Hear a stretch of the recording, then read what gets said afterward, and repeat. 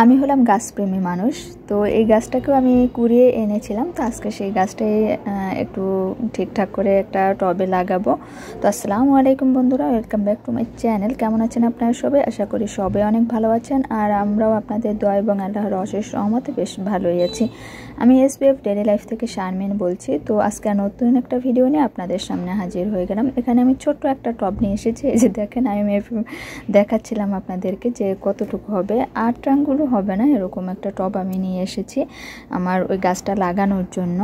তো এখানে আমি যে এখানে এরকম একটা গাছের ছিল, একটা গাছ ছিল, তো মারা যাওয়ার পরে আমি এইটার ভেতরে গাছটাকে লাগিয়েছিলাম। যেহেতু যে বললাম আমি কুড়িয়ে এনেছিলাম গাছটা, এই যে গাছটা দেখছেন এটাও কিন্তু আমি এনেছি। তো এই গাছটা আমি উপরে রেখেছিলাম, ওই গাছটা পড়ে এই যে পাতাটা ভেঙে গেছে।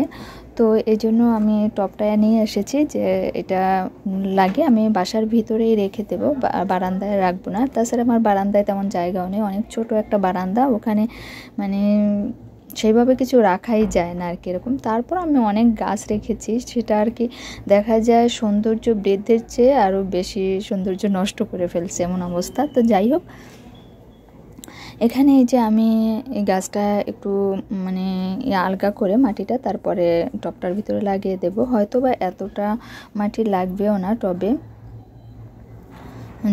যেহেতু টবটা অনেক ছোট, দেখা যাবে অল্প মাটি হলেই হয়ে যাবে। তো আমি এই মাটির সাথে একটু ডিমের যে খোসা সেটা রেখেছিলাম, ওইটাই একটু মিক্সড করে তারপরে গাছটাকে লাগিয়ে দেবো। আর আমার বারান্দায় যে অন্য গাছগুলো আছে না, ওগুলোকেও আমি মানে একটু ডিমের খোসা দিয়ে দেব, গোড়াটা একটু আলগা করে দিয়ে তারপর ডিমের খোসা দিয়ে দেব গোড়াতে।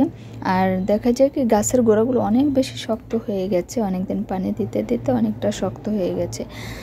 তো এই মাটিটা অনেকটা ঝরঝরা ছিল, বেশ ভালো ছিল মাটিটা। তো আমি এই যে একটু ঝরঝরা করে নিয়ে তারপরে টবের ভিতরে দিয়ে দিচ্ছি আর গাছটাকে লাগিয়ে নিচ্ছি। তা বন্ধুরা, আপনারা কোথা থেকে আমার ভিডিওটা কোথা থেকে দেখছেন অবশ্যই কমেন্টে জানাবেন। আর যদি আমাকে ফলো দিয়ে না থাকেন এখনও, তো অবশ্যই ফলো দিয়ে রাখবেন।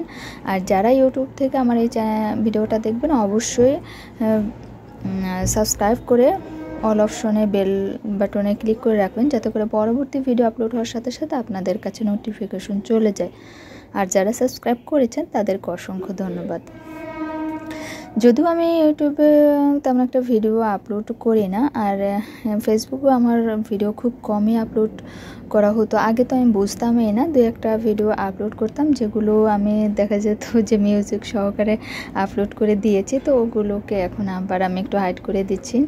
আর এই জন্যই মানে আমার অনেকটা সময় লাগে ভিডিও আপলোড করতে। আর এখানে হয়েছে কি, এই যে গাছটাকে আমি লাগিয়ে তারপরে এই জায়গাটায় রেখে দিয়েছি আমার রুমেই।